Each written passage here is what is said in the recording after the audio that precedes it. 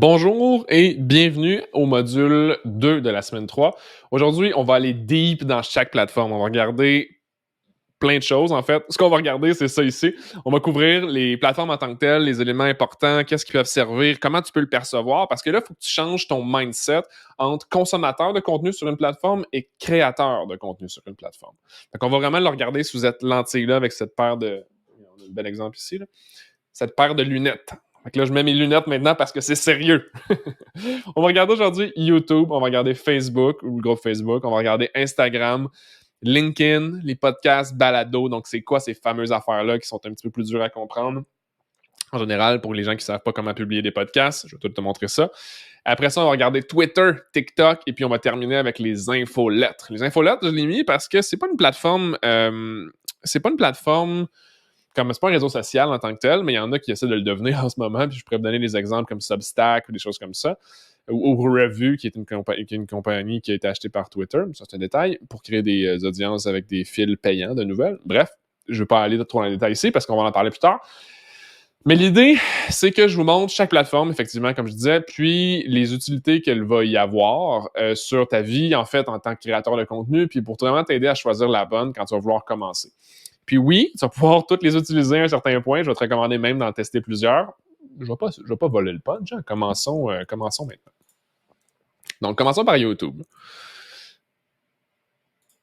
YouTube. C'est quoi les avantages d'utiliser YouTube? Bien, ici, je commence en te montrant un exemple que j'adore d'une compagnie qui utilise YouTube avec leur marque pour... en fait, leur marque est basée sur un projet, en fait, pour promouvoir leurs produits puis leurs services. Ben, ils n'ont pas de services, c'est plus leurs nouveaux produits puis leur lifestyle derrière l'entreprise puis la communauté qu'ils veulent bâtir de type de clients, dans le fond, leur client de rêve, leur persona à eux. Ils te le présentent vraiment bien sur la chaîne YouTube. La chaîne YouTube s'appelle Moment. Je vais te laisser aller juste taper sur youtube.com/moment. C'est une compagnie qui vend des lentilles pour caméra. J'en dis pas plus, je vais te laisser aller regarder pour pas que ça fuck le feed ici. En fait, eux, c'est comme je disais, c'est qu'ils vont utiliser YouTube pour documenter les aventures de leur entreprise par la création de vlogs. Donc, le vlog, c'est des vidéos qui documentent littéralement les aventures de leur entreprise. Au travail et de leurs employés. Ils vont présenter aussi des collaborations avec d'autres YouTubers. Ils vont aussi présenter des produits. Fait que, tu sais, juste pour revenir ici, quand on utilise le terme vlog, c'est de la documentation de ton quotidien. Souvent, ça va être présenter une histoire sous son angle le plus cru. Là, fait que ça va être de hey, ça, c'est mon chien. Des gens qui filment comme ça, c'est mon chien qui mange. C'est ce qu'on va appeler un vlog la plupart du temps. Par contre, il y en a qui sont bien faits, il y en a qui sont moins bien faits. Je te laisse juger parce que c'est très subjectif ici, là, la manière dont tu vas aimer une histoire, comment elle est racontée. T'sais. Puis, je trouve, en tout cas ici, que ça, c'est un très bel exemple d'ambassadeur humain, donc des ambassadeurs humains, au travers d'une marque qui est basée sur un projet. Quand c'est ce que je parlais ici plus tôt, en semaine 2, là, c'est ça ici. Là. Maintenant,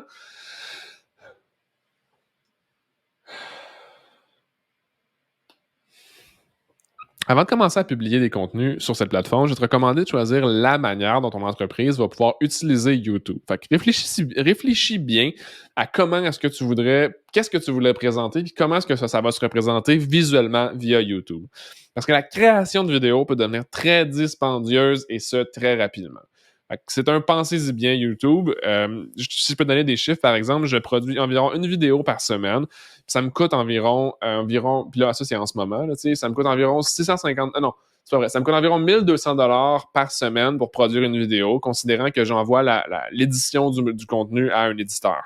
Je fais la rédaction, je fais la préparation du shooting, du tournage, je fais tout moi-même, donc j'inclus pas ça dans les coûts. Les coûts, c'est vraiment juste le montage vidéo. Fait qu'un 200-300 $ par vidéo quand tu l'envoies en édition à un éditeur. T'sais. Ça, c'est un prix que j'ai, par exemple, avec une personne, mais il y a plein de prix là-dedans. Tu peux avoir un éditeur à 50 $, 100 $ par vidéo, whatever. Ça dépend de la valeur de ce que tu payes pour. T'sais. Donc, quoi prioriser sur YouTube? Ben, priorité numéro 1, là, le titre et la miniature de ta vidéo comptent pour plus de 50% du travail. Pourquoi? Parce que si les gens ils trouvent pas la vidéo, premièrement, ou si les gens n'ont pas envie de cliquer sur la vidéo, le contenu sert à rien derrière, right? Donc, essaie d'anticiper la culture dans ton industrie, parce que ça va être une très bonne stratégie pour créer des contenus qui vont être pertinents. Donc ça, souvent, là, je peux donner un exemple parce que je l'ai vécu, là, un exemple qui est flagrant par rapport à mettons, on va dire la création de contenu sur YouTube. Fait que les photographes sur YouTube, je sais pas pourquoi, mais sont très populaires. Ou peut-être que c'est juste mon fil qui est l'algorithme choisit ça. Mais bref, quand il y a une nouvelle méthode de faire des photographies, souvent je fais beaucoup l'analogie à un événement Apple. Quand il y a un événement Apple qui s'en vient, qui va être annoncé, donc un nouveau lancement d'iPhone, de produits, peu importe, il y a plein de vidéos avant qui parlent de ça parce qu'il y a beaucoup de gens qui recherchent ce genre de contenu-là. Puis il y a beaucoup de vidéos après le lancement pour présenter les produits parce qu'il y a beaucoup de gens qui cherchent ces produits-là. Fait, si je reviens ici, ça c'est pour l'anticiper la culture. Puis moi, ce qui m'est arrivé, en fait, c'est que, si je peux te donner un petit cue ici, là, c'est que quand j'ai fait une vidéo sur mon setup de vidéo YouTube, ironiquement, tu sais, j'étais comme tanné de tout le temps devoir mettre mon studio en ordre. À chaque fois que je voulais tourner une vidéo, ça me prenait environ 1 heure et demie, tout mettre en place, les lumières, les ci, les ça. J'ai dit, tu sais quoi, je vais essayer de voir si ça n'existe pas sur YouTube en tant que tel, un studio YouTube setup sur un trépied. Et puis, j'ai trouvé une vidéo, il y en avait juste 2 à ce moment-là. Là, j'ai fait genre, il y en a 2, puis ça m'intéresse en ce moment. Peut-être que ça intéresse d'autres personnes. Fait que là, j'ai créé ma vidéo. Puis là, le lendemain que je l'ai publié, si je me rappelle bien, le lendemain ou le surlendemain, un YouTuber qui est très populaire, du nom de Peter McKinnon, a publié sa vidéo sur un trépied, un studio, en fait, YouTube Studio sur un trépied unique, le minimaliste, appelle ça comme tu veux. Ça a donné énormément de boost à ma vidéo parce qu'elle était à côté de la barre des vidéos suggérées sur sa vidéo à lui. Fait que quand on dit anticiper la culture, là, c'est exactement ça que je veux dire. Après ça, qu'est-ce qui est important aussi, ça va être de maîtriser le hook. Le hook, le fameux hook, là, tu gardes l'attention. Bref, peut-être que ça veut rien dire quand je fais ça visuellement, mais c'est pas grave. Fait que concentre-toi sur les 15 premières secondes de ta vidéo pour capter l'attention du téléspectateur. Ouais, non, mais du spectateur, en fait, de la personne qui va avoir cliqué sur ta vidéo. Si elle n'est pas hook dans les 15, puis là, on peut extrapoler à 15 à 45, 60 premières secondes, ça va être dur de la garder plus longtemps que ça. Fait que rappelle-toi de la règle des 3 P que j'appelle. Donc, preview, preuve, preview. Premier P, quel est le sujet de la vidéo? Fait que quand tu commences dans tes 15 premières secondes, tu y vas comme ça. Fait que aujourd'hui, je vais vous parler de... Fait que là, tu dis, OK, la personne, elle se dit, je suis à la bonne place ou pas. T'sais? Ensuite de ça, preuve. Donc, qu'est-ce que tu vas apprendre de cette vidéo-là? Fait qu'aujourd'hui, je te parle de ce sujet-là, puis tu vas apprendre comment remplir un verre d'eau. OK, là, so far, la personne est comme, OK, là, c'est ça que je veux, puis je veux savoir comment faire ça. Donc, c'est une bonne vidéo, tu sais, à date, so far. Après ça, on va regarder preview encore. On revient sur preview. Fait que là, on réitère sur le sujet. Fait que là, on dit, en ayant appris comment faire un verre d'eau, tu vas être encore plus capable de remplir une cruche ou une piscine d'eau. Écoutez, je dis n'importe quoi en ce moment, là, mais tu comprends que l'idée qu'on rajoute un élément qui va pouvoir faire comme, oh shit, est-ce que je vais écouter la vidéo jusqu'au complet, t'sais? Fait que ça, c'est la règle des 3 P.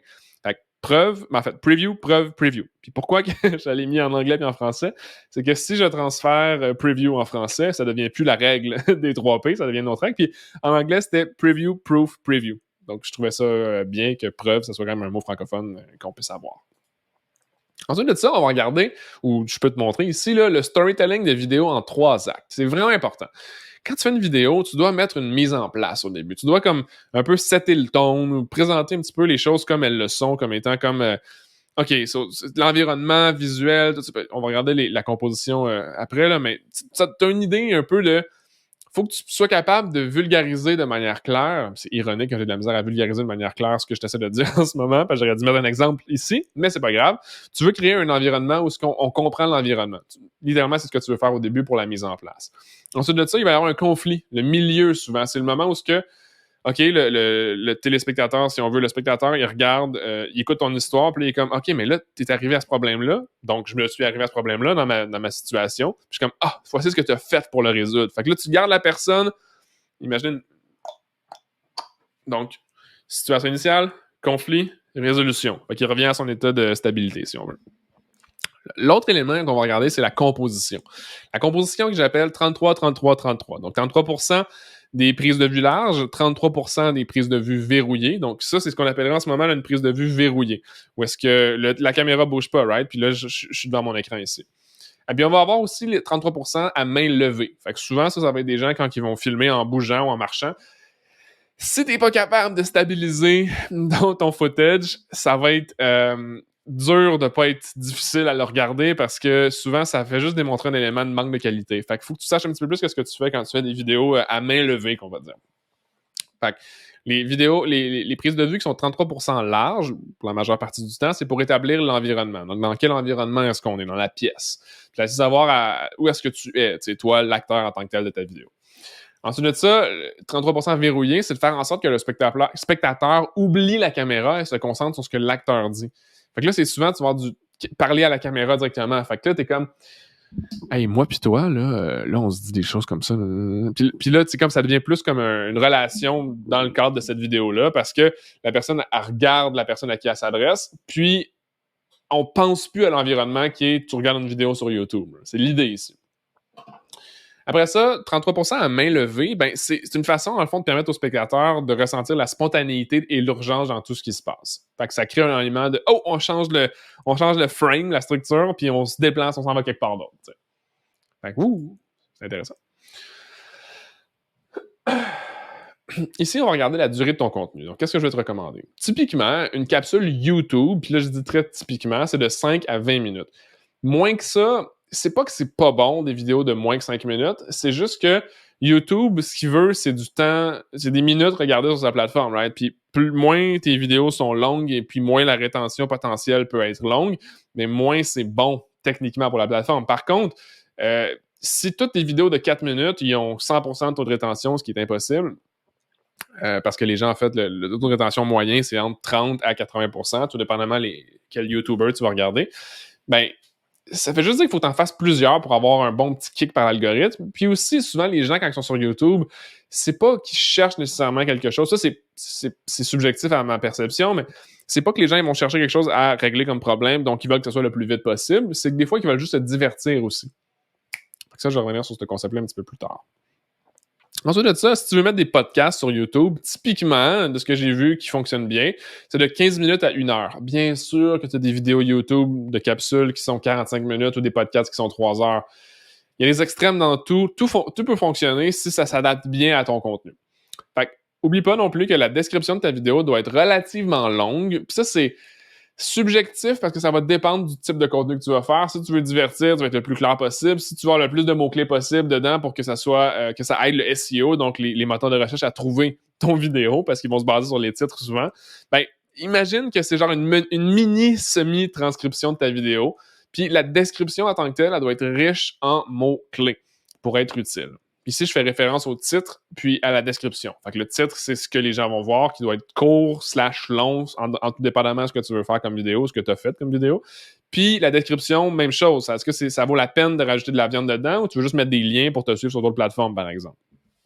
Aussi, un élément qui est vraiment important de YouTube, c'est de demander à tes abonnés de s'abonner à ta chaîne de manière subtile et créative. Puis des choses que j'ai vues que je trouvais vraiment intéressant, c'est des gens qui vont mettre, mettons, un chandail like and subscribe, mais ils ne vont pas le dire nécessairement, tu sais, de like et abonne-toi. Ils vont juste avoir le chandail qui démontre cet élément de demande qu'ils font à leur audience. Donc, pour YouTube, assure-toi que le titre de ta vidéo soit assez précis pour répondre à la question d'un internaute ou de donner envie de cliquer sur la vidéo qui suscite la curiosité de ton audience. Parce que n'oublie pas que YouTube est une forme de moteur de recherche, oui à la base, mais c'est aussi une forme de plateforme où ce qu'on veut comme divertir les gens. Ici, tu vois 4 vidéos d'exemple qui sont mes plus populaires à date. Ça, c'est du moment où j'ai pris la capture d'écran. Fait que c'est ce que le vidéo que je vous parlais tout à l'heure, c'est le My Minimalist One Stand Setup YouTube Studio. Ça a été très populaire, cette vidéo-là, d'un point de vue des vidéos recherchées et découvertes. Après ça, la vidéo sur les 10 leçons ça, c'est intéressant. 10 leçons I've learned building a dark coffee brand on Shopify. C'est la suite du titre. Puis là, tu vois le logo de Shopify.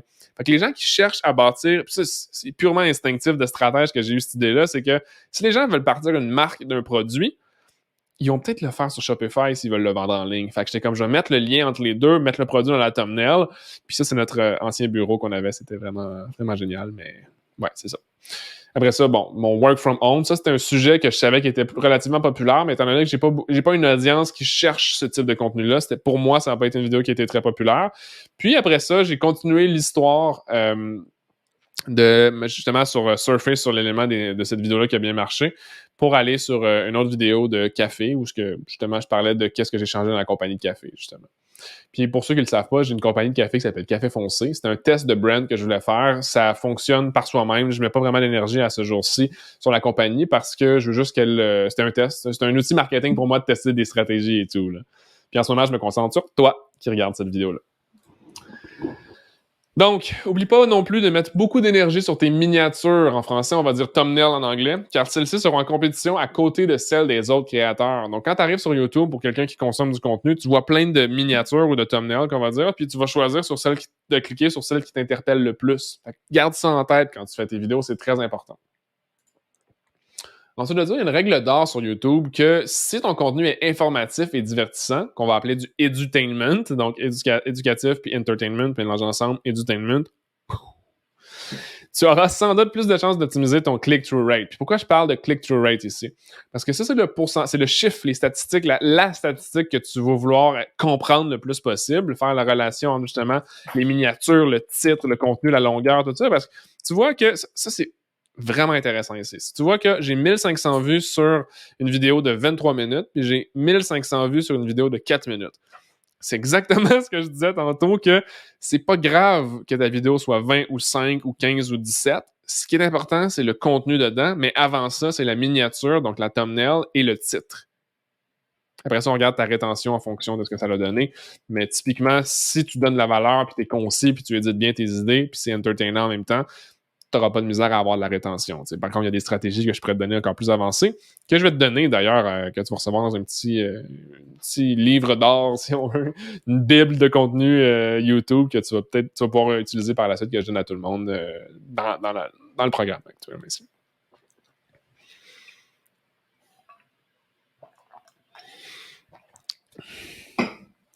Donc, le pourcentage de click-through rate sur ta vidéo, c'est en fonction, en fait, c'est le click-through rate, excuse-moi, le pourcentage de clics sur ta vidéo en fonction du nombre d'impressions. Donc, les impressions, c'est le nombre de personnes qui surfent, qui voient ta thumbnail ou qui voient ta vidéo d'un coin d'œil parmi d'autres thumbnails, puis qui décident de cliquer ou pas dessus. Tu voudrais avoir un objectif ici de 7 à 10%. Quand tu regardes dans tes statistiques, là, ça, c'est un exemple de click-through rate, ça ressemble à ça. Impressions click-through rate, 3,7%. Le petit crochet vert pour YouTube, je veux dire que c'est normal. Si c'était vert plein à l'intérieur, ça veut dire que ça serait plus haut que, puis ça serait mieux que normal. Puis si ça serait gris, si je me rappelle bien, ça veut dire que c'est moins bon que normalement. Si c'était 2%, par exemple, ben dans ce cas-ci, c'était moins bon que les vidéos en moyenne. T'sais. Donc, améliore-toi. Après ça, on regarde ici. En fait, je vais te parler que c'est très important d'optimiser tes miniatures afin qu'elles sortent du lot. Donc, tu veux que tes miniatures sortent du lot. Ici, là, tu te rends compte que celle qui est rose en bas à gauche, elle sort plus du lot. Puis, étrangement, celle en haut avec Paul Ryan, From Broke to Danana, le fait que ça soit vert, moi, personnellement, ça attire mon œil plus. Tout simplement un élément. Puis souvent, le piège que les gens vont faire, c'est que celle de gauche, là, si on regarde celle de gauche de Chris Howe, de This Desk Setup Runs Everything, pardon, ben, le problème que moi j'ai avec cette thumbnail-là, c'est que c'est trop léché. C'est trop parfait, puis ça me suscite pas de curiosité parce que ça, c'est quasiment comme neutre. C'est comme quasiment plate. Si c'est pas le style de la personne que je reconnais dans ses contenus, justement. Excuse-moi, j'ai un chien qui se gratte en dessous de la table. Ça fait shaker la caméra un petit peu. Ben, c'est trop neutre, puis j'ai comme... ça vient pas me chercher. T'sais. Après ça, peut-être que toi, t'aimes celles qui ont beaucoup de texte, puis ça dépend encore de ton audience. Pense à ton audience quand elle va chercher des vidéos, puis elle va se dire, OK, là, je veux cliquer sur la vidéo de Simon, là, fait que là, il faut que je la trouve facilement via les visuels que je vois à l'écran. T'sais. Donc, un petit conseil que je peux te donner, en fait, c'est qu'il y a des couleurs uniques qui sont importantes de savoir. Donc, évite, en fait, d'un, utilise des couleurs uniques. De deux, évite les couleurs qui sont le noir, le blanc et le rouge, car ça, c'est les couleurs de YouTube. La plateforme est cette couleur-là. Littéralement, ça veut dire que si tu mets des couleurs qui sont blanc, noir ou rouge, qui peuvent faire partie de tes thumbnails, ben, la réalité, c'est que ça va blend dans le background. Il n'y aura pas un élément de dissociation entre le background et la vidéo plus facilement que si tu utilisais, par exemple, du vert, du jaune, du mauve, et puis ça pourrait vraiment permettre de faire reconnaître ta marque de cette manière, d'une autre couleur qui est différente de la plateforme en tant que telle. T'sais. Un titre de la vidéo, en fait, on va tout le temps essayer de cibler 70 caractères et moins. Entre 45 et 70 caractères, si tu es capable de mettre l'élément de la vidéo dedans, ça devrait être une bonne première piste de réflexion pour créer justement ton titre ici. Fait que 45 à 70 caractères. La première phrase, justement, de ta description de vidéo, elle doit être intrigante. PS, oublie pas de répéter les mots-clés dans ta description. Fait que, tu sais, si pour toi, mettons, YouTube Studio Setup, ça, c'est 3 mots-clés que tu voudrais utiliser dans ta description, ben, mets-les à maintes répétitions comme « Hey, salut, guys, quand j'ai fait mon YouTube Studio Setup, j'ai analysé celui que j'avais vu en ligne, puis j'ai pas trouvé de YouTube Setup aussi efficace que... » Fait que l'idée, c'est de rajouter un petit peu de contexte autour du choix de ta vidéo. Pas parce que les gens vont voir ta description avant de cliquer, mais que s'ils veulent plus d'informations, ils vont pouvoir en lire plus. Aussi, une petite ressource ici là, que je parle plus tard, mais je peux te la donner ici. C'est un site web qui est vraiment cool qui s'appelle thumbsup.tv. Puis ce site web-là, ça te permet de voir ta vidéo avant que quelqu'un clique dessus sur plusieurs types d'écrans. Fait que gros écran iPhone, petit écran, moyen Android, peu importe l'endroit où les gens vont pouvoir la voir. Puis ça te permet de comparer aussi, de voir ton titre. Est-ce que, tu vois ici, là, il y a des 3 petits points des fois quand les titres sont trop longs. Ben, ça te permet de voir ce que les gens vont voir littéralement comme ça si on voit ton titre au complet. Fait que, tu sais, si par exemple, Disk Desk Setup runs everything, My Creative, peut-être que l'idée de My Creative Workflow Setup, Desk Setup aurait été plus important que This Desk Setup runs everything. Ça veut rien dire en tant que tel. Sorry, Chris, là, mais c'est ça que je remarque en ce moment. Aussi, je vais te donner en ressource additionnelle mon guide de création. Ça, c'est un gros...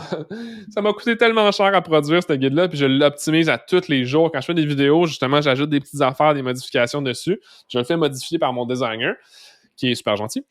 Puis, shameless plug, Alex, comme pas deux, vraiment cool, l'agence de design à Montréal.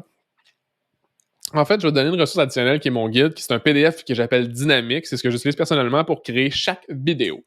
Ça ressemble à ça. C'est comme un PDF d'environ 10 pages que tu peux cocher les éléments quand tu les as faits, lus, puis je te recommande dans tes 15 premières vidéos de le lire à chaque fois.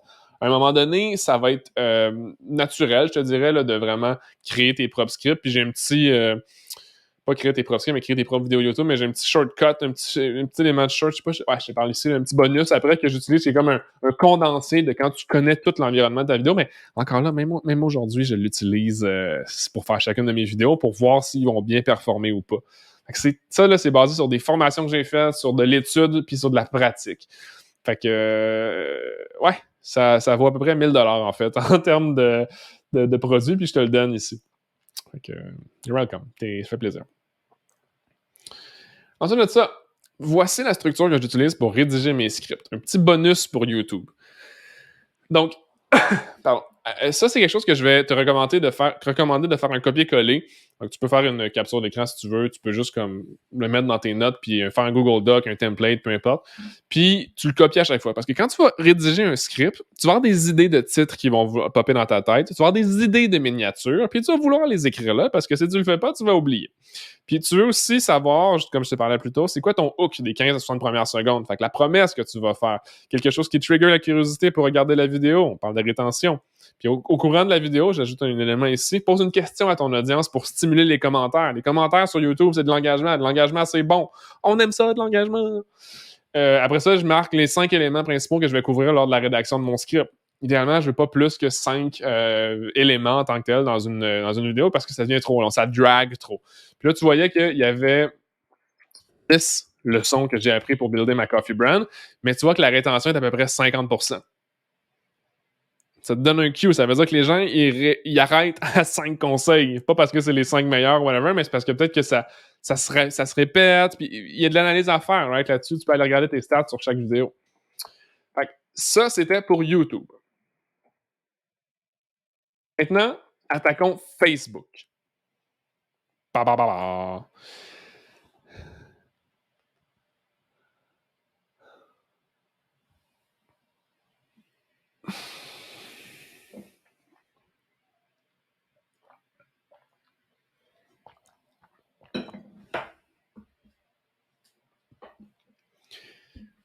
C'est quoi les avantages de publier du contenu sur Facebook? Premièrement, on va parler du groupe Facebook. C'est un outil qui est puissant pour développer ta communauté, sinon le plus important aujourd'hui, en fait. Dans l'univers de Facebook, je parle. Après ça, tu as Messenger. Messenger, si tu ne connais pas, ça m'étonnerait que tu ne connaisses pas parce que tu dois l'avoir utilisé personnellement. Mais c'est un outil qui est très performant pour communiquer justement avec tes clients potentiels une fois que vous allez être amis via Facebook en tant que tel. Après ça, la page Facebook d'une entreprise, ça c'est un autre élément de Facebook, mais ça va apparaître dans les moteurs de recherche, puis ça sans investir d'argent sur des campagnes de publicité payantes. Fait que ça vient juste l'idée de, premièrement, là, de faire une page Facebook, c'est nécessaire pour faire des publicités payantes sur Facebook, mais non seulement ça, c'est que ça va permettre de faire indexer le nom de ton entreprise sur les moteurs de recherche. C'est une bonne chose, tu n'as pas à payer pour avoir une page en tant que tel. Pas encore, du moins. Après ça, Facebook, c'est un outil gratuit pour bâtir ta notoriété d'entreprise et par le fait même, ta marque employeur aussi. Fait que de montrer à quel point c'est cool ton entreprise, mais ça va attirer des gens qui veulent s'associer à cette marque-là. Tu sais. Puis c'est un outil qui te permet de te positionner comme un leader innovateur dans tes communications marketing. Puis ça, là, pourquoi je dis ça ici, c'est parce que tu peux choisir d'utiliser un ton humoristique dans tes publications, puis que tu vas te démarquer énormément de tes compétiteurs par le style de contenu que tu vas mettre sur cette plateforme-là. Ça ne veut pas dire que Facebook est l'endroit où les génies d'innovation sont. Par contre, c'est là où il y a beaucoup de gens qui sont actifs à tous les jours, très actifs, je dirais même. Puis, si tu te démarques là-dedans, tu vas avoir une espèce d'effet de viralité de bouche à oreille virtuelle qui va être assez, assez intense. Même encore aujourd'hui. T'sais. Honnêtement, pour commencer, du moins, je te recommande d'utiliser ton profil personnel et ta page professionnelle pour commencer à publier tes contenus. Pourquoi les deux? Parce que premièrement, tu n'auras personne en commençant qui va suivre ta page professionnelle, donc comment tu vas avoir d'attention. Et utiliser ton personnel pour justement mousser un peu les types de contenus que tu vas avoir sur ta page professionnelle. C'est juste ça que je vais mentionner ici. Donc, qu'est-ce qu'on priorise sur Facebook typiquement? On va prioriser une bonne cohérence avec tes publications précédentes. C'est sûr que si tu parles de des sujets qui n'ont pas rapport les uns avec les autres, peut-être que tu vas être perçu comme un journaliste. C'est peut-être pas ça ton entreprise, right? Fait que tu veux rester cohérent avec tes publications, avec ta marque, avec les idées que tu as publiées dessus. Puis cette idée-là est pertinente dans toute plateforme qu'on va choisir. Si tu t'adresses à une niche, adresse-toi qu'à cette niche. C'est là où tu vas avoir un élément de différenciation. Puis ton focus, tu vas peut-être te rendre compte que tu radotes à un certain point, puis je me suis rendu compte à certains moments que je trouvais que je radotais, mais la réalité, c'est que les gens en veulent plus de ce que tu sais réellement, puis le plus profondément. Fait que n'oublie jamais ça. Le contexte de ta publication peut faire toute la différence, ou derrière ta publication. Assure-toi de maîtriser le pouvoir de la première phrase pour capturer l'attention de ton audience. Fait que souvent sur Facebook, là, les gens vont lire comme des grands titres. Si le titre ne les intéresse pas, ils vont juste swipe down, scroll down, justement. Puis un appel à l'action clair au début ou à la fin de ta publication, ça peut aider justement à... il manque un petit point ici, là. Imaginez qu'il y a un point ici. Fait que ça va t'aider justement à avoir un bel engagement sur ta publication si tu demandes aux gens de faire une action avec ta publication, soit commenter qu'est-ce que vous préférez dans telle circonstance, qu'est-ce que vous faites comme pratique de yoga, qu'est-ce que vous pensez de cette nouvelle loi qui vient de passer, puis ça peut être n'importe quoi. T'sais. Ce que j'aurais recommandé aussi, ce que j'aurais recommandé comme type de contenu qui vont performer, surtout sur YouTube, sur Facebook, en ordre de performance ici. Premièrement, là, ça va être les vidéos de 2 à 4 minutes. Une histoire, deuxièmement, ça va être une histoire sans visuel, fait que juste comme un petit storytelling, un graphique, juste quasiment un stunt. Là. Après ça, on va regarder une photo avec une histoire, donc une photo qui a un contexte. Donc, si, mettons, il n'y a pas beaucoup de texte, mais la photo en dit beaucoup plus, comme un bel exemple, je ne sais pas si je l'ai mis ici, là, mais je vais la montrer plus tard, où est-ce que je dis mine de rien, je marie cette femme dans 2 jours. Puis ça, c'est la publication qui a eu le plus d'engagement ever sur ma page Facebook. Fait que je trouve ça vraiment intéressant comme expérience psychologique. Après ça, on a un extrait d'article en lien avec le dernier élément en ordre de performance, si on veut. Là, c'est un lien externe. Fait qu'un lien qui va rediriger soit vers une vidéo YouTube. Pas typiquement, mais dans tous les cas, c'est une des publications qui va avoir le moins d'engagement parce que la plateforme Facebook n'est pas incitée à partager ce que tu viens de publier pour amener son audience à elle, des gens qui sont sur sa plateforme, à l'extérieur de sa plateforme. Puis là, ça serait à tester, voir si c'est la vérité pour Instagram, parce qu'Instagram, c'est la même compagnie. Je ne sais pas s'ils font la distinction avec ça. Là. Petite parenthèse ici. À quelle fréquence est-ce que tu veux publier sur Facebook? Je te recommanderais de publier idéalement 3 à 7 fois jusqu'à ce que ça devienne une bonne cadence pour toi. Idéalement, à chaque publication, tu veux décrire le plus possible ta publication en utilisant un langage qui rappelle la façon dont ton entreprise ou ta marque souhaite s'exprimer, tout en gardant un ton professionnel. Si c'est ton axe, right? Tu peux avoir un ton professionnel puis être humoristique. Honnêtement, tu veux donner confiance à ton audience. Fait que si tu as un ton qui n'est pas professionnel, ça va simplement avoir ça va simplement sous-entendre que tu n'es pas professionnel. Puis, tu sais, les gens qui veulent t'acheter quelque chose, faire affaire avec toi, ils vont vouloir avoir peut-être une certaine confiance. Donc, tu sais, la marque, la confiance que les gens ressentent, je fais plein de liens avec ce qu'on a vu plus tôt, là. Mais c'est important, je pense, le ton professionnel dans cet axe-là, si c'est pour le travail. Tu n'es pas un créateur de contenu, comme tu chattes pas avec ma tante Monique ici. Tu essaies d'être intéressant pour des clients potentiels. Fait que quoi ne pas oublier avant de publier sur Facebook? Mais est-ce que le texte de ta photo, justement, ça, c'est ta petite checklist, là, si tu veux la noter, est-ce que le texte que tu as mis appuie la photo? En fait, je répète, est-ce que le texte que tu as mis parvient à appuyer la photo puis à raconter mieux encore le message que tu souhaites véhiculer dans ta publication? Est-ce que tu as localisé un lieu? Est-ce que c'est important de mettre que ton entreprise est à cet endroit-là pour que quand les gens cliquent dessus, ça roule sur Google Maps ou Apple Maps, puis ils sont comme « Ah, OK, je vais y aller. » Ça pourrait être ça. T'sais. Est-ce que tu as des emojis d'émotion qui servent à personnifier ta publication? Est-ce que tu as identifié des gens? Quand je dis identifier, c'est taguer là, en bon franglais. Là. Est-ce que tu as identifié des gens ou des marques qui sont présents dans ta publication? Ça peut aider justement à faire partager la publication et avoir de la portée organique de plus. Est-ce que tu as identifié les produits sur ta photo? Est-ce que si tu vends dans le fond quelque chose, est-ce que tu as connecté un produit dessus directement? Puis, est-ce que tu as fait un appel à l'action? Est-ce qu'il était clair ton appel à l'action probablement au travers de ta publication? C'est important de savoir ça. C'est des petits éléments-là si tu les as fait avant de publier. Ici, je vais te montrer quelques exemples de publications que j'appellerais idéales pour Facebook. Donc, tu vois, à gauche ici, j'ai mis tellement d'efforts pour créer ma formation, l'accélérateur de marque, ce que tu es en ce moment. Ça, c'est moi quand j'étais en vacances à Vancouver. Puis, tu vois qu'il y a un petit bouton afficher la suite, right? Ben, la personne qui lit ça, peut-être qu'elle est curieuse d'en apprendre plus. Puis là, je dis bien juste peut-être. C'est pas tout le monde qui va cliquer sur tout. Puis après ça, je vais te montrer qu'est-ce qui arrive quand tu cliques sur en lire plus, mettons. Fait que, si on regarde la deuxième publication, ça, c'est une travailleuse sociale en pratique privée. Ben, elle donne un cue. Donc, qu'est-ce que l'inaptitude? Si pour toi, tu te demandes c'est quoi l'inaptitude, ben, tu peux peut-être l'apprendre en lisant le premier petit paragraphe ici, puis si tu en apprends plus, afficher la suite. L'autre à droite, si tu remarques, là, je te ramène un petit peu à la première publication, juste mon petit pointeur ici. Si tu regardes ici, il y a à peu près 3-4 lignes avant le bouton afficher la suite. 1, 2, 3, 4, 5, 6, puis là, c'est parce que c'est un paragraphe ici, là, puis ensuite, tu vas afficher la suite. Ça, c'est quelque chose qu'on va voir sur mobile. Ça, c'est quelque chose qu'on va voir sur une version ordinateur plus. Puis ici, c'est ce qu'on va voir sur l'ordinateur. Puis regarde bien. Tu as 1, 2, 3, 4. Puis d'après moi, là, le affiché plus, je ne me rappelle pas sur cette publication-là, mais il était ici environ. Fait que quand tu dis « There are speculation about making money », mais bags of cash, parce que si tu dis le terme « money », après moi, c'est pas bon pour les publicités. Ben, they are not a business. Puis là, mettons, tu voudrais dire comme « en voir plus » ou « en savoir plus », c'est que tu voudrais savoir les éléments additionnels ici associé au visuel. Fait que c'est un élément important pour que les gens lisent plus ta publication, mais tu dois susciter la curiosité dans le début de ta publication. Je continue. Ça, c'était Facebook. Maintenant, parlons Instagram. C'est quoi les avantages d'utiliser Instagram pour ton entreprise ou ta marque? Quand je dis entreprise, je veux dire marque. C'est sensiblement la même chose dans le cadre de notre exercice qu'on fait avec ce programme. Fait qu'on va parler du niveau d'engagement sur Instagram qui est souvent plus élevé.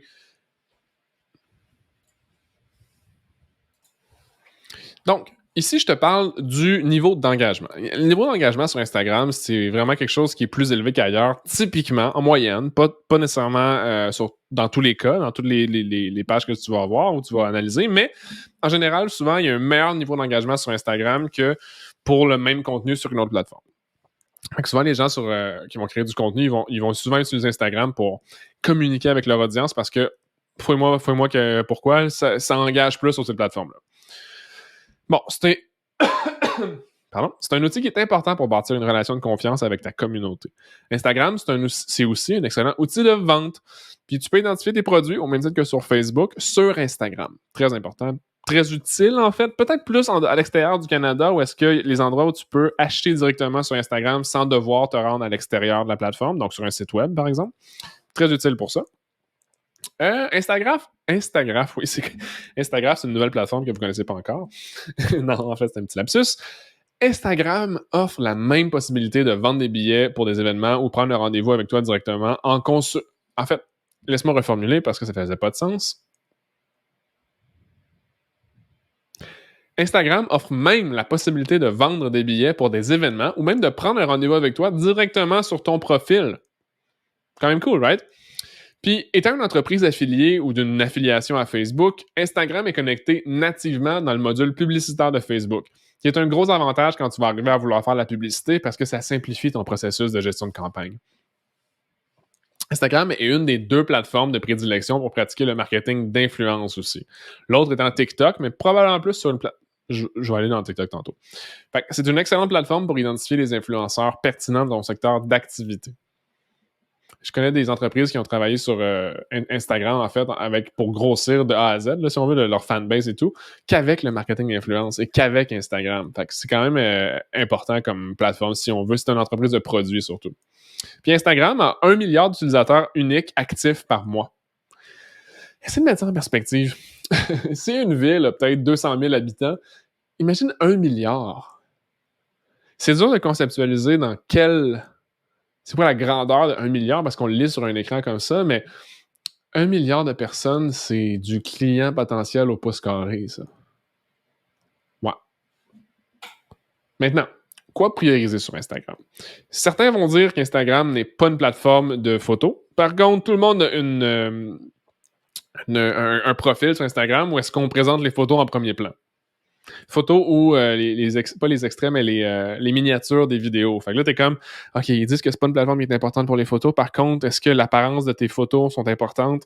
Selon moi, oui. C'est important qu'il y ait une cohérence justement avec ta marque, puis qu'il y ait une espèce de respect de charte graphique de tes typographies, les grosseurs, les couleurs, tout ça, que ça fasse du sens quand quelqu'un arrive sur ta marque, puis fasse comme, ah oui, je connais cette entreprise-là ou je connais cette marque-là. T'sais. Puis, je vais vous montrer 2 exemples après, là. Tu peux utiliser des outils comme Planable ou Preview pour pré-planifier ton fil, ta grille, qu'on va dire, pour t'assurer qu'il y a une cohérence justement là-dedans. Et sur Instagram, en fait, les publications qui suscitent de l'engagement avec ta communauté, donc avec soit de la pure curiosité ou qui ont des appels à l'action intéressants, soit parce que tu as posé une question à ta communauté, c'est des choses qui sont très importantes, qui sont utiles sur Instagram en tant que tel. Aussi, maintenant, l'utilisation des stories et des reels, c'est 2 types de contenus vidéo qu'on va avoir sur Instagram. Stories étant, d'ailleurs, dans la formation, j'ai mis en bonus une formation d'Instagram de 2 heures où je vais dans les détails d'Instagram que j'avais faite en 2020. Très utile si tu es débutant avec Instagram. Puis, si je me rappelle bien, il n'y avait pas les Reels encore à ce moment-là. Il faudrait juste revoir la vidéo.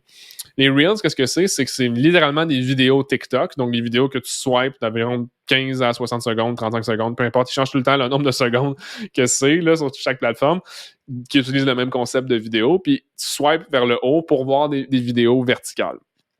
Ça, c'est vraiment les contenus qui sont les plus performants actuellement sur la plateforme. C'est pour ça qu'Instagram a même été dire en juin 2021, juin, je ne suis pas certain, mais en fin 2021, mi-2021, que Instagram était maintenant une plateforme de vidéo. OK, Instagram. Okay. Un autre concept / idée que j'aime beaucoup ici, c'est de laisser quotidiennement 1 à 10 commentaires à tous les jours, si tu veux grossir sur Instagram. 1 à 10 commentaires sur des publications de comptes qui t'intéressent et ou sont pertinents pour ta marque. Ça, c'est vraiment le volet de toi, si tu veux. C'est comme un give and take relationship. C'est une relation de donner et recevoir. Parce que si tu engages avec personne, il n'y a pas personne qui va engager avec toi et vice-versa. C'est bon quand ça, si tu veux utiliser Instagram comme plateforme forte. Maintenant, les types de contenu performants. Je donne un petit spoiler ici. Là. 1 à 4, 1 étant les Reels, donc 1 à 2 Reels par jour. Puis ça, c'est comme minimum. Si tu veux être vraiment intense puis exploser sur les Reels, tu peux en faire beaucoup plus si tu as la créativité pour, right? C'est vraiment exponentiel avec ce que tu es capable de maintenir comme effort. Fait qu'on parlerait ici de vidéos verticaux dynamiques, comme sur TikTok. C'est ce qui va avoir une meilleure rétention pour les gens sur la plateforme que Instagram en tant que tel.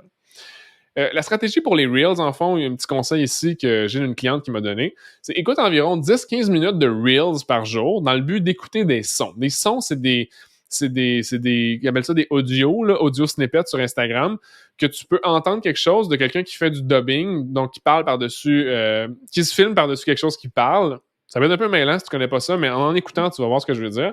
Puis il y a un petit bouton qui fait que tu peux enregistrer le son. Donc dans tes banques de sons à toi. Ce que ça fait, ça, c'est que quand tu vas créer ton contenu, quand tu vas arriver le vendredi matin, là, puis que tu vas avoir fait ça 10-15 minutes par jour toute la semaine, mais tu vas aller dans tes banques de contenu, puis tu vas écouter tes sons, puis tu vas dire, OK, ce son-là, il m'inspire-tu?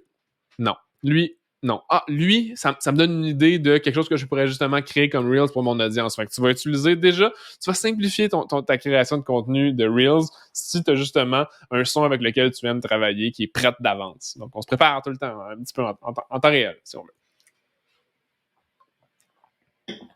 Donc, deuxièmement, on a les stories. Les stories, c'est... comment je pourrais dire? Les stories, c'est de la documentation passive. C'est-à-dire que c'est du behind the scenes. C'est ce qui se passe dans ta vie, puis les gens aiment juste ça par voyeurisme, regarder les stories. Fait que c'est pas quelque chose que ils vont aimer vouloir potentiellement apprendre des choses. Puis là, ça, c'est subjectif encore là. Fait que tu peux peut-être trouver une manière d'éduquer les gens via des stories. J'ai aucune misère à te croire, mais souvent, c'est pour voir qu'est-ce qui se passe dans la vie de l'autre personne. Puis c'est ce qui fait qu'il y a beaucoup de vues sur les stories à tous les jours, en tout temps, 24 heures sur 24. Parce que les gens, ils aiment ça, entre guillemets, perdre leur temps puis regarder des stories. Puis, je dis pas perdre leur temps parce que c'est pas bon ce que tu fais, mais ils aiment ça justement passer du temps, kill time, qu'on va dire en anglais. Fait qu'ils vont souvent regarder les stories. Puis j'ai même entendu dire, en fait, en observant plusieurs situations, où est-ce que les gens, quand ils rouvrent Instagram, ils vont commencer en juste checkant les stories à la place de regarder le contenu. Donc, le fil de publication. C'est quand même intéressant, ça, comme petit élément pour vous, stratégiquement, si vous voulez utiliser la plateforme. Ensuite de ça, il y a des publications de type vidéo sur le fil. Donc, vidéo, comme à la place de faire une photo, tu voudrais mettre une vidéo, donc de 30 à 59 secondes. Ça pourrait être un extrait d'une capsule ou d'un podcast, ça pourrait être littéralement une vidéo de 30 à 59 secondes. Pourquoi 59 secondes? C'est parce que plus de 59 secondes, ça devient une vidéo IGTV. IGTV, c'est un autre petit élément qui est plus dur à préprogrammer, mais c'est pour les vidéos, si je me rappelle bien, jusqu'à 15 minutes, si je ne me trompe pas. Mais ça peut changer parce que toutes les durées, que ce soit des Reels, des Stories, des vidéos sur le fil, des IGTV, je fais tout le détail dans la formation Instagram, là, mais c'est tout différent puis il change tout le temps, malheureusement. Fait que ça peut pas être... je serai jamais à jour à 100% à chaque fois que je parle des vidéos sur Instagram en général. Après ça, il y a les photos en quatrième, donc produits, lifestyle, une activité, des collaborations, des concours, etc. Des fois, si ta marque est basée comme étant plus une marque de photos, c'est correct là, que ce soit tes types de publications. Mais en ce moment, si tu veux de l'attention, tu ferais des Reels. Bon, quoi ne pas oublier avant de publier sur Instagram? Ben, de cadrer ta publication avec le ratio 4:5, 1080 pixels par 1350 pixels. Si tu vas sur Canva ou un logiciel d'édition de photos, tu peux choisir de créer un projet en choisissant les dimensions personnalisées. Si tu mets 1080 pixels dans la boîte de gauche et 1350 pixels dans la boîte de droite, tu vas voir ce que ça donne. Ça donne un format qui est 4:5. 4:5, là, c'est un rectangle à la verticale. C'est tout. Pourquoi 4:5? Parce que ça prend la majeure partie... on le voit pas ici, là, mais ça prend la majeure partie de ton écran. Maintenant qu'on est dans le fil, là, ça prend environ ça de place. Puis les plateformes, ils aiment ça quand tu utilises leur fonctionnalité dans leur essence maximale. Et un petit bonus, quand tu veux faire des publicités, Facebook va te recommander d'utiliser des formats qui sont 4:5. Tu peux utiliser d'autres formats, bien entendu, mais il va recommander d'utiliser le 4:5 pour améliorer l'expérience de leurs utilisateurs. Pourquoi je dis Facebook? Là, c'est parce que c'est le même module publicitaire, Instagram et Facebook, tu te rappelles? Ensuite de ça, petit détail, mais ça, c'est juste par mon background de photographe, mais est-ce que ton visuel est aligné avec l'horizon? Si c'est volontairement pas aligné avec l'horizon, c'est correct. Par contre, si tu prends une photo puis l'horizon est croche, ça manque de professionnalisme. Tout simplement. Si c'est pas un choix artistique, c'est juste un oubli, par exemple, ça va paraître, ça va juste donner une impression de manque de professionnalisme. Est-ce que tu as ajusté les couleurs de ta photo? Est-ce que tu respectes l'esthétisme de ta marque? Un point important à se rappeler. On veut une cohérence, tu te rappelles? Est-ce que tu poses une question en début ou à la fin à ton audience sous ta publication? Fait que ça peut être soit dans les commentaires, ça peut être soit dans la description. Est-ce que tu poses une question tout simplement? Tu fais un appel à l'action? Ça peut être oui ou non la réponse ici, by the way. Tu peux en avoir un ou pas, puis c'est pas grave. Il n'y a pas de punition, il n'y a pas de risque de moins de portée. C'est juste ça dépend du type de publication que tu vas vouloir faire. Est-ce que tu as tes 5 hashtags de marque? Donc, c'est important ici de prioriser des hashtags qui sont différents de ceux qui sont utilisés par la masse. Donc, tu sais, comme si tu es dans l'industrie du fashion puis tu utilises le terme fashion, tu vas être parmi probablement 35 millions de publications. Plus difficile de se démarquer au travers de 35 millions de personnes, right? Fait que, afin de se faire reconnaître par le plus par ta communauté, tu voudrais utiliser des hashtags qui ont moins de 200 000 tags. Idéalement, encore là, c'est une règle qui est pas formelle, mais c'est un élément de différenciation que je vais te recommander d'utiliser quand tu es rendu à choisir quel de tes 5 hashtags tu vas vouloir mettre, parce que tu pourrais juste prendre des bons ou des hashtags qui servent à rien sur Instagram. T'sais. Maintenant, est-ce que tu as des emojis d'émotion qui servent justement à ajouter de la personnification de ta publication? Est-ce que tu as identifié des gens, justement, dans ta publication ou des marques qui sont présentes dans la publication? Est-ce que c'est une collaboration avec une autre marque? Est-ce que tu as mis le en collaboration avec telle marque? C'est juste des éléments à ne pas oublier avant de publier. Ici, c'est pas très gros, mais on voit 3 publications que j'aime bien pour Instagram. À gauche, tu vois un super beau visuel. La personne a été taguée dessus. C'est un carrousel avec 4 photos. Puis, il y a un petit caption avec une citation en dessous dans la publication. Je trouve ça super. La personne a l'engage avec les personnes dans son fil. Je trouve ça super aussi. Si on regarde la deuxième ici, donc, ils ont tagué le lieu, ça a l'air... Ça, c'est une compagnie, right? C'est pas un créateur de contenu, c'est une compagnie. Il y a une photo qui est authentique, qui montre qu'ils sont dans un genre de Miami Show de Clean. Ouais, ils nettoyaient la plage à Miami. Fait qu'ils donnaient du café pour les gens qui nettoyaient la plage. Très cool. Fait que c'est comme un élément de gratitude. Comme, hey, on est là, on fait ça, tu sais. Authentique, ils racontent leur histoire, ils ont de l'engagement, ils ont des likes. Pour vrai, j'aime vraiment cette publication-là. En plus, leur café il est bon. Fun fact. Ici, on a Nordic Café, une entreprise locale ici. Puis, je trouve ça incroyable, la créativité ici, où est-ce qu'ils utilisent des petits bonhommes Lego avec un porte-à-filter là, pour mettre les grains de café dedans. Puis, ils font une nouvelle. Ils font juste annoncer une nouvelle, mais ça capte l'attention par la créativité de la publication ici. Fait que je trouve ça vraiment cool ici. All right. Maintenant, j'aimerais ça te parler de LinkedIn. C'est quoi les avantages d'utiliser LinkedIn pour ton entreprise? Ben, si tu as affaire avec des professionnels, c'est une bonne stratégie pour rejoindre cette démographie et cette communauté-là. Le choix de publier sur une page entreprise ou personnelle va varier selon tes objectifs d'affaires et tes intentions derrière l'utilisation que tu vas en faire sur LinkedIn. Une page d'entreprise, dans le fond, sur LinkedIn, c'est un outil gratuit qui va te permettre de rejoindre des gens intéressés par les informations de ton entreprise. Par contre, c'est pas ce qui est le plus performant sur LinkedIn. Un compte personnel, par contre, c'est très puissant, voire plus puissant même qu'une page entreprise pour atteindre un réseau de professionnels engagés. C'est ce que je vais te recommander de faire si tu es pour utiliser LinkedIn. Tu peux créer ta page professionnelle qui va être juste comme indexée sur les moteurs de recherche, mais le fait d'utiliser LinkedIn comme étant un outil pour bâtir ton réseau va être beaucoup plus puissant. Donc, quoi prioriser sur LinkedIn? Pour augmenter En fait, je te recommande, bien entendu, d'augmenter tes connexions pertinentes basées sur les genres de clients que tu veux atteindre et les genres de partenaires que tu veux développer, relation de confiance avec des partenaires.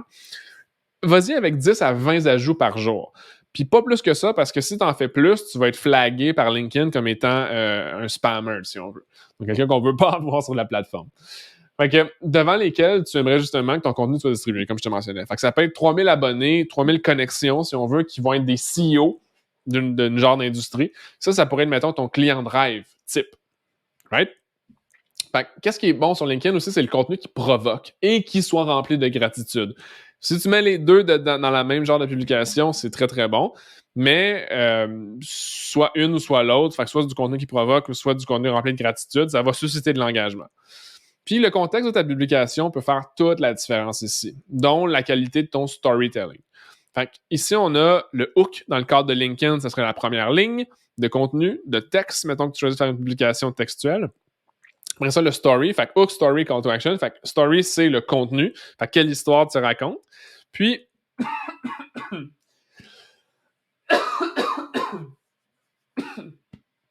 pardon. Puis, après ça, le call to action à la fin ou au début de la vidéo. De la publication. Fait que quand tu vas vouloir mettre ton call to action, que ce soit dans la première ligne, peut-être ça va être ton hook ou peut-être que ça va être en bas complètement, c'est ce qui va faire que les gens vont... en fait, c'est ce que tu vas savoir que les gens ont consommé au complet ou pas ta publication. Ce que je trouve vraiment intéressant comme petite stratégie si tu le mets à la fin. Un conseil ici, là, c'est que si tu œuvres en B2B, donne-toi un objectif de connexion par semaine, un nombre de connexions. Fait que moi, je te dirais, mettons, un 100 connexions par semaine, ce serait un bel objectif pour développer ton réseau sur 6 mois, 1 an, 2 ans. T'sais. Tu vas, de cette manière, développer ton audience et ton réseau organiquement. Quelques types de contenus performants, en ordre de performance, toujours sur LinkedIn. Fait un texte sans photo qui raconte une histoire captivante ou relatable, entre guillemets. Pas de guillemets, mais je fais des guillemets, air guillemets ici. Une vidéo de 1 à 3 minutes. Ensuite de ça, on a une photo avec une description. Fait que là, on a photo et description émotionnelle qui présente un succès d'affaires. Fait que là, tu veux comme aller faire une petite tape dans le dos, une self-tape dans le dos. Les gens adorent ça sur LinkedIn. Après ça, tu as un extrait d'article avec un lien qui redirige à l'extérieur de LinkedIn. C'est vraiment le moins performant ici. Donc, quoi pas oublier? Moins compliqué LinkedIn parce que vous commencez à comprendre la ligne stratégique entre chaque plateforme, right? Si tu commences à comprendre, pardon. Fait que quoi ne pas oublier avant de publier sur LinkedIn? Ben, est-ce que ton histoire, justement, appuie la photo qui l'accompagne et vice-versa? Est-ce que la photo appuie ton histoire? Puis si c'est applicable aussi. Est-ce que tu fais preuve de gratitude dans ta publication? Ça, c'est très populaire sur LinkedIn, ce type de contenu-là avec la gratitude. Est-ce que tu as ajouté des emojis? Plus ou moins populaire sur LinkedIn, les emojis, mais ça peut aider à bonifier justement en fait, ça bonifie le chemin visuel que les gens vont faire en regardant tes publications. Fait que si tu mets stratégiquement des emojis dans ta publication en Z, ça va faire en sorte que les gens vont être attirés pour lire de gauche à droite, gauche à droite, gauche à droite ta publication. Mini stratégie psychologique pour garder l'attention des gens à lire une publication, plus que juste du texte avec des phrases courtes ou des phrases longues. As-tu identifié des gens? Puis as-tu fait des appels à l'action? Des éléments qui vont revenir ici.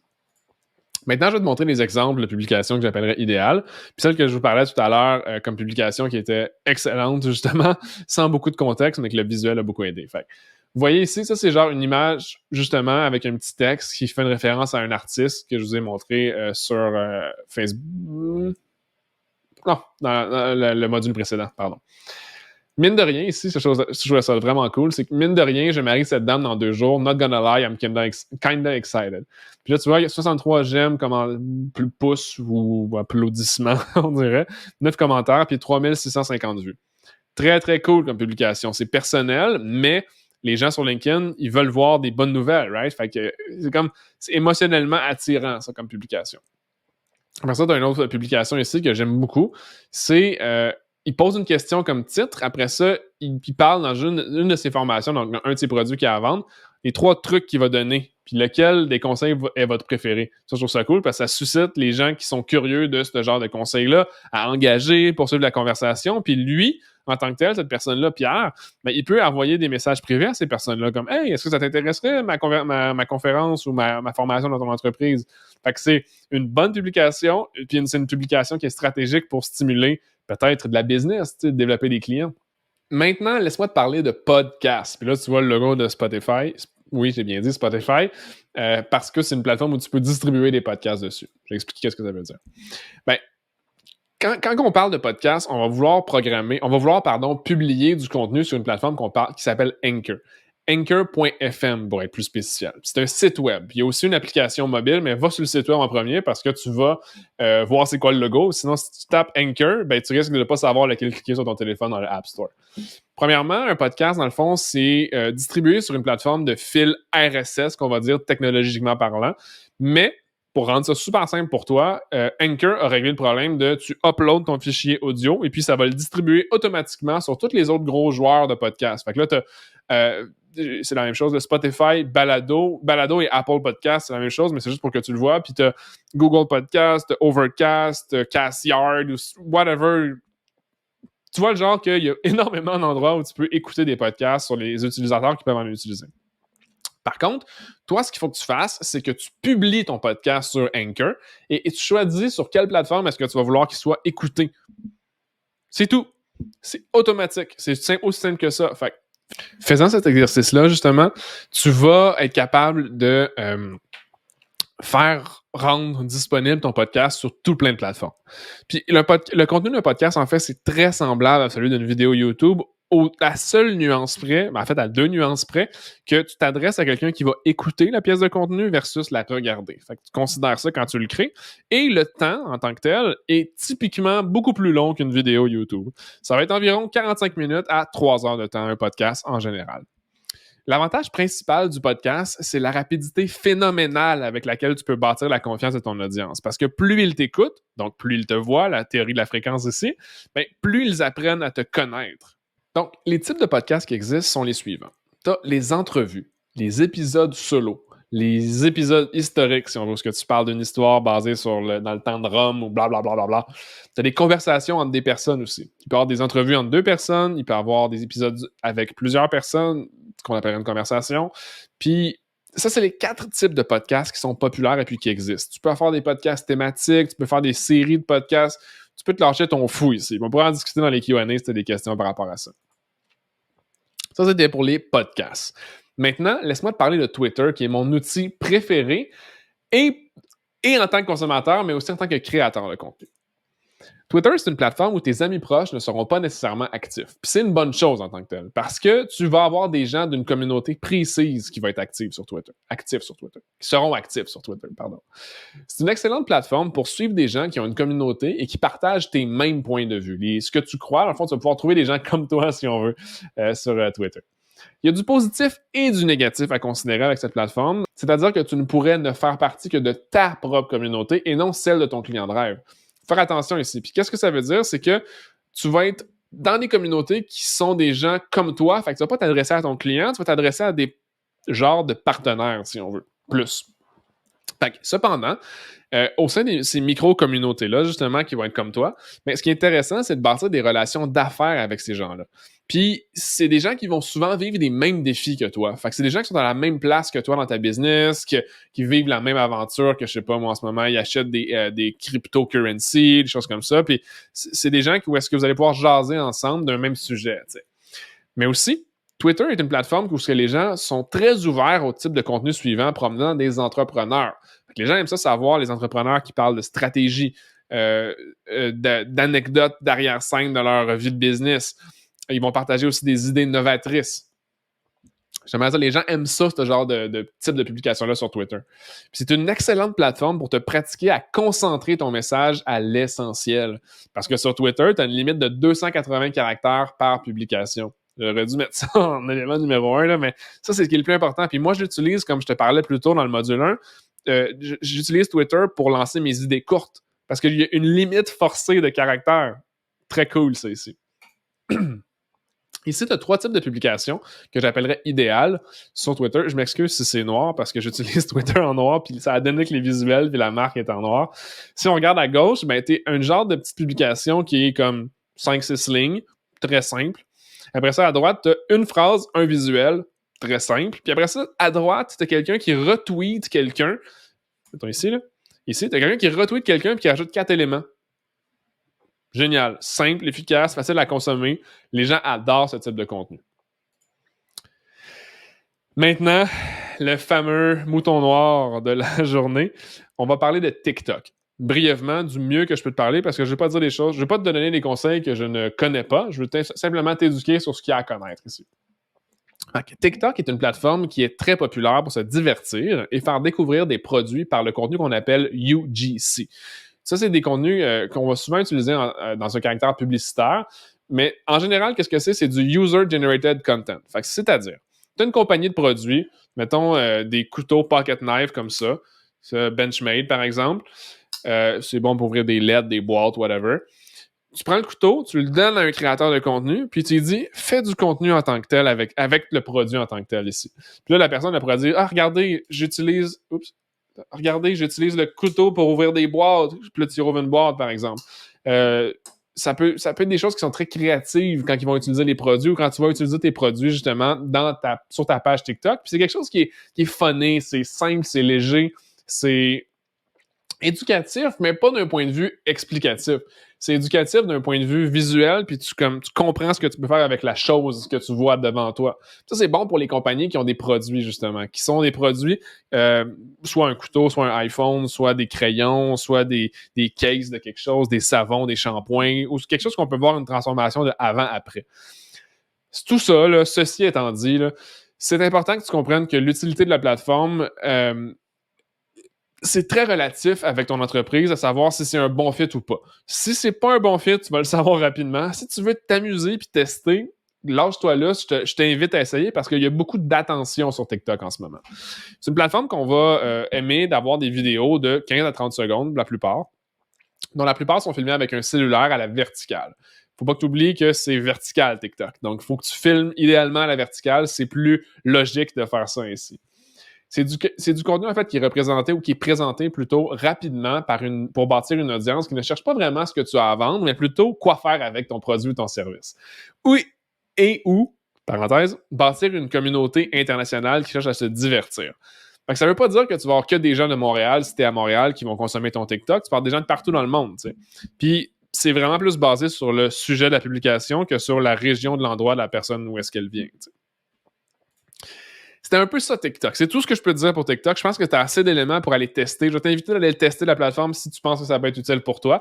Puis, sache que c'est une très bonne plateforme en ce moment pour créer du contenu vidéo. C'est ce que je pourrais te dire aujourd'hui. Maintenant, parlons infolettre brièvement parce que c'est un conseil. Le conseil au travers de l'infolettre ici que je vais te parler, c'est très, très, très puissant. Pas que seulement sur les infolettres. Puis je voulais qu'on termine avec ça aujourd'hui parce que c'est des concepts de rédaction de publication qui sont hyper, hyper puissants. Puis j'ai même sorti cette slide-là, je l'ai mis dans ressources sous School parce que je veux que tu l'imprimes puis je veux que tu t'en rappelles. Puis ça, j'ai pris ça d'une formation. Le prénom de la dame m'échappe, mais je trouve ça très, très, très important. C'est une copywriter québécoise. Zut, Alex Martel, c'est ça. C'est 10 conseils qu'elle avait déjà parlé. On va couper ça au complet. 10 conseils qu'elle avait déjà parlé, puis je les ai un petit peu tweakés, puis je les ai mis en pratique, puis je les adore. J'adore les enseigner aussi avec mes clients. Donc, on va avoir ici à gauche, on a les 10 principes de rédaction d'une publication puissante. C'est pas seulement que pour les infolettes, mais je pense que c'est applicable dans toute publication que tu vas faire sur tes médias sociaux. Fait que l'utilisation du Enter. La touche Enter. Hop, ici. Utilise-le avec joie. Les espaces entre chaque phrase servent à faire respirer, oui, tes infolettres, mais aussi tes messages sociaux, tes blogs, etc., ton script. Tout ce que tu vas vouloir écrire en ligne, les gens, ils n'ont pas beaucoup d'attention, à part si c'est un livre. Pour lire un livre, ils veulent voir quelque chose rapidement. Tu as à peu près 1 seconde pour capter l'attention. Fait de l'espace entre tes phrases, qui est typiquement pas quelque chose qu'on va vouloir dans un livre, on veut ça sur le contenu numérique parce que tu veux garder l'attention de la personne avec des choses faciles à digérer. C'est ça, exact. Après ça, quand tu es seul dans ton entreprise, je t'invite de parler au je. Puis ici, je me suis fait challenger sur ce conseil-là à maintes reprises parce que les gens, ils sont comme « Ouais, mais là, on n'est pas professionnel, si je parle pas au nous, notre entreprise, même si je suis tout seul, ça ne fait pas assez big. » La réalité, là, c'est que les gens cherchent un lien de proximité avec l'entreprise. Ils veulent chercher un lien de confiance. Puis je reçois des courriels de compagnies qui valent des millions et des millions de dollars, puis croyez-moi qu'ils ont plus qu'un employé. Puis c'est tout le temps adressé à « Hey Simon, j'aimerais te parler de telle nouveauté qu'on a dans notre produit. Tu me diras qu'est-ce que tu en penses. Je suis vraiment curieux d'avoir de tes nouvelles. Signé Robert, CEO. » Mais c'est pas nécessairement Robert, le CEO, qui a écrit la publication. Par contre, c'est beaucoup plus personnifié à moi, ce qui fait que je me sens encore plus interpellé quand je la lis, ce qui fait que je la lis. Si je la lis, je donne mon attention. Si je donne mon attention, ben la compagnie, je vais peut-être plus y faire confiance si je sens que c'est encore plus personnalisé. Fait que, tu vois, le lien de relation que ça commence à développer, très, très, très, très, très important, ça ici. Fun fact, je trouve ça vraiment drôle que j'ai gardé mes lunettes tout le long. La première phrase de chaque publication doit être courte. Par exemple, pense à l'objet d'un courriel. Super short and sweet pour que les gens fassent comme « Ah, c'est quoi ça? » Donc, soit pour cliquer, soit pour lire la publication. Aussi, arrête d'utiliser des phrases toutes faites. Fait que fais preuve de créativité dans ta manière de rédiger. Fais une promesse spécifique. Voici ce que tu vas apprendre. Voici ce que j'ai découvert. T'étais-tu au courant que telle chose faisait telle affaire? Tu vois le genre? Utilise les adjectifs avec discernement. C'est vraiment drôle ici, là. Parce que si tu peux enlever les adjectifs, fais-le. Tous les mots qui finissent en MENT, là, adverbe, adjectif, etc., ben, s'il n'ajoute pas une valeur émotionnelle, je te dirais justement de l'enlever parce que ça va juste alourdir ton texte. Puis, quand les gens ils consomment du contenu, il y a comme un effort cérébral qui se fait. Ça a été prouvé que plus c'est difficile à comprendre ce que je lis, moins je risque de lire, tout simplement. Fait que tu veux justement rendre la vie simple aux gens qui vont consommer ton contenu pour qu'il y ait comme une espèce de fluidité dans, je vais pas dire l'adoption de tes contenus, mais que ça soit comme pas un effort mental de lire ce que tu as à présenter, justement. L'autre élément, c'est de mettre de la bienveillance et de l'empathie et de l'authenticité dans tes mots. Si tu parles d'une telle manière, écris d'une telle manière. Je te le recommande parce que c'est ce qui va discerner ta marque d'une autre. Tu peux justement utiliser un ton humoristique, tu peux... J'ai même entendu justement en fin de semaine un humoriste qui est parti d'une agence de rédaction de contenu humoristique pour des entreprises pour qu'elles se démarquent. L'humour, c'est rassembleur, justement. C'est un élément de communauté qui est vraiment important. Puis ça peut juste être bénéfique, je pense, que si tu te différencies par l'utilisation de bienveillance, empathie, humour et authenticité dans tes mots. Dans tes mots qui sont tes mots sur ta publication. Utilise aussi le point final. Tu sais, le point ici, là. Ça, c'est un point final qu'on appelle en bon français. Fait que pas le point d'interrogation, pas le point d'exclamation, mais le point final, parce que t'as pas besoin de rajouter de l'émotion à une phrase si c'est pas déjà une phrase qui a de l'émotion dedans. Je vais laisser mijoter ça. Adresse-toi tout le temps qu'à une seule personne. Tu sais, quand tu crées un contenu en ligne, là, tu t'adresses, oui, à tes 5000 fans, mais quand quelqu'un consomme ton contenu, elle est probablement seule devant son téléphone en train de lire le contenu. Donc, adresse-toi à cette personne-là comme si c'était une personne. Le plus précis tu vas être en essayant d'interpeller les émotions puis d'interpeller les désirs de cette personne-là, le plus tes contenus écrits vont avoir de l'impact. Après ça, tu as le principe de cohérence. Sois cohérent, justement, dans ce que tu promets. Fait que verbalise-le et vends-le de la bonne manière. Essaie pas de passer par 1000 chemins pour rendre la vie de ton client idéal, de ton client de rêve, compliqué, ni de ton audience, justement. Parce que si c'est pas cohérent avec ce que tu dis que tu vas faire versus les résultats que tu fais vivre aux gens, il y aura pas de continuité s'il n'y a pas de cohérence, justement. Intéressant. Ça n'a pas de continuité sans cohérence. Et bien entendu, tu as le principe de réciprocité. C'est-à-dire que ça, c'est un principe psychologique qui est très, très, très puissant, surtout en business development, fait qu'en développement de relations d'affaires, c'est que si tu donnes quelque chose à quelqu'un, il se sent psychologiquement obligé de te rendre l'appareil. Ça veut pas dire que ça va être quelque chose qui va être donné sur un même niveau d'égalité, mais ça va être quelque chose qui va être genre, oh shit, il me donne un PDF gratuit, je vais lui donner mon email. Juste dans cette optique-là, là, juste à ce niveau-là simplement, ça peut être déjà quelque chose d'utile pour toi. Ouh, c'est beaucoup, right?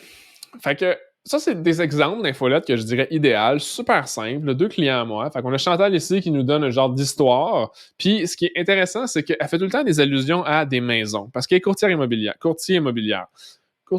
Elle est courtier immobilier. Puis c'est tout le temps en lien. Tu sais, l'histoire qu'elle va écrire, c'est tout le temps en lien avec une situation d'une maison qu'elle a déjà vendue, quelque chose comme ça. Puis j'adore ça. Puis des fois, c'est plus personnel pour justement être plus personnel, puis d'autres fois, c'est des histoires tout simplement comme ça.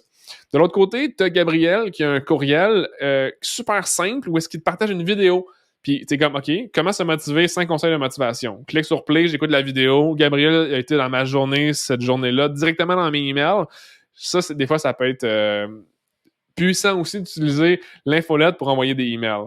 Des vidéos, pardon. Donc, un petit deux formats d'infolette que je trouve quand même cool ici. Ouh, on a passé au travers. Je sais que c'était un très, très gros module, mais là, tu as des devoirs à faire.